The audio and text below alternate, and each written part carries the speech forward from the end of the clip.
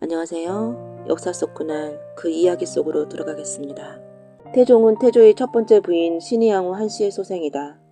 조선 개국 이후 자신의 아들을 세자로 만든 신동왕후 강씨는 5년 뒤 생을 마감했다. 세자를 지켜줄 든든한 바람막이가 사라져버린 것이었다. 태종은 그와 같은 기회를 놓치지 않았고 왕자의 난을 일으켰다.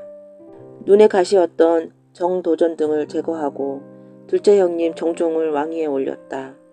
2년 후 태종은 그토록 원했던 왕자를 차지했다. 네, 무던히도 노력을 했었지.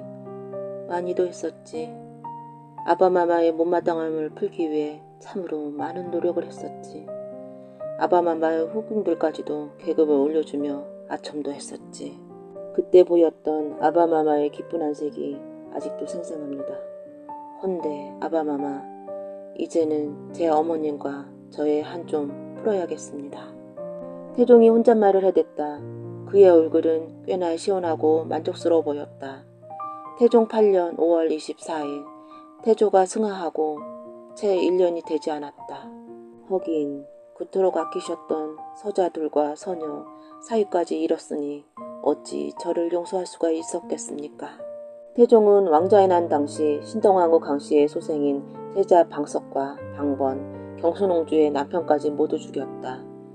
당시 경순옹주는 비구니가 되었는데 태조가 직접 머리를 밀어주었다.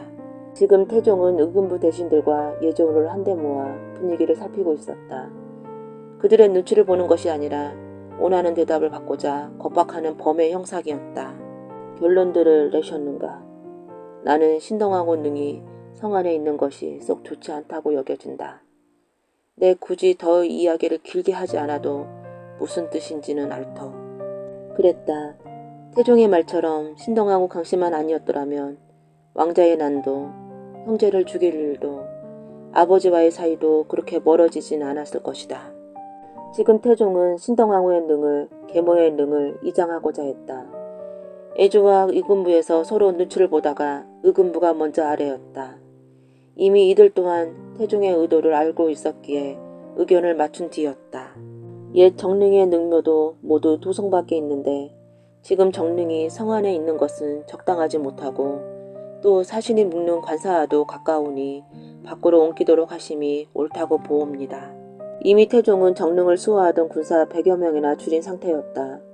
그뿐 아니라 원래 능 주변에는 백성이 살지 못하는 법인데 정릉 주변에 백보 밖까지 사람들이 들어와 사는 것을 허락했다. 태종이 느긋하게 물었다. 헌데 말이다. 나는 이것으로 족하지 못하겠다. 내 하늘, 내 어머님의 하늘 풀기에는 턱없이 모자라는구나. 능을 성 밖으로 옮긴다고 하니 예조에 묻겠다. 능을 옮기고는 어찌해야 하는가? 내가 굳이 어머님으로서 대우하여 제사를 지내야 하는가? 예조가 아뢰었다. 명나라의 고대 제도를 따져보니 윗대 안능을 하남 공현으로 옮긴 뒤 조석정과 상명제는 지내지 않았고 다만 봄과 가을, 2월과 8월에 제사를 행했을 뿐이니 이제부터 신동왕후 제사도 이러한 예로서 지내는 것이 어떠하올지 아뢰옵니다. 원래 왕과 왕비의 제사는 크게 정시제와 임시제로 나뉘었다.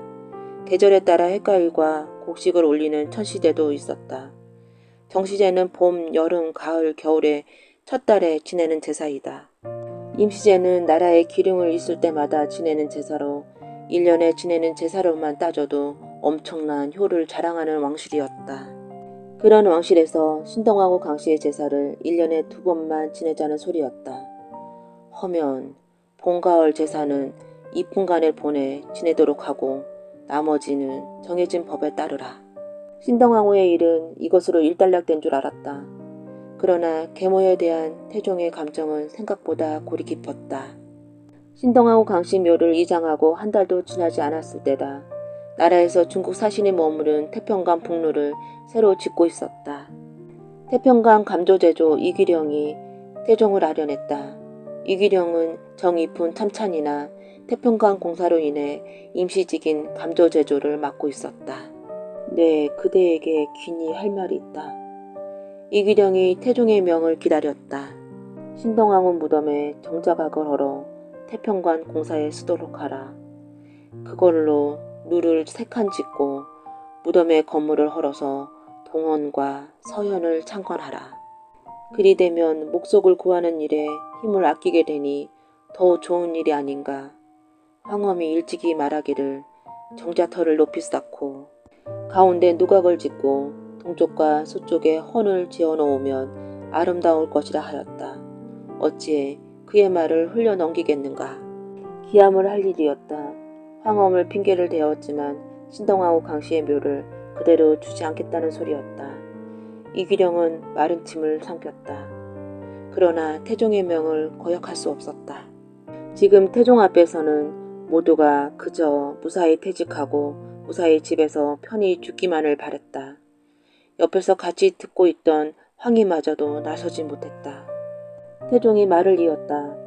또한 정릉의 돌을 운반하여 쓰고 그 본분을 자취를 없애 사람들이 알아볼 수 없게 하는 것이 좋겠으며 서기는 땅을 파고 묻는 것이 좋겠다.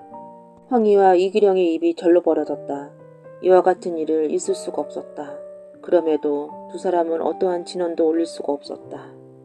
태종의 언행은 바람 한 점 들어갈 틈도 바늘 하나 들어갈 틈도 없었다. 태종은 자신의 의지를 표정으로 대신하고 있었다.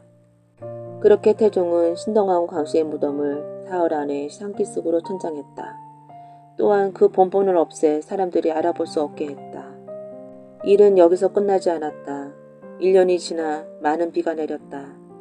광통교의 흙다리가 비가 오면 무너져 내려 이로 인해 백성들이 죽었다 하여 광통교의 다리를 돌다리로 개축하자는 의견이 나왔다. 광통교 다리 공사에 쓰일 돌 또한 신동하고 강씨 무덤에서 가져오자는 것이었다. 이때부터 능의 주인은 잊혔고 200년이 지난 후에야 송수열에 의해 종묘에 배양되었다. 묘를 찾을 당시 누구도 그곳의 무덤이 왕비의 능이었을 거라고는 상상하지도 못하였다. 우거진 숫대밭 속에 산짐승이 깃들고 계절에는 나무꾼과 목동들이 길이 되어 있었으니 능을 봉하고 제사를 베풀던 날 소낙비가 정릉 일대에 쏟아졌는데 백성들은 신동하고 강씨의 오난을 씻는 비라고 하였다.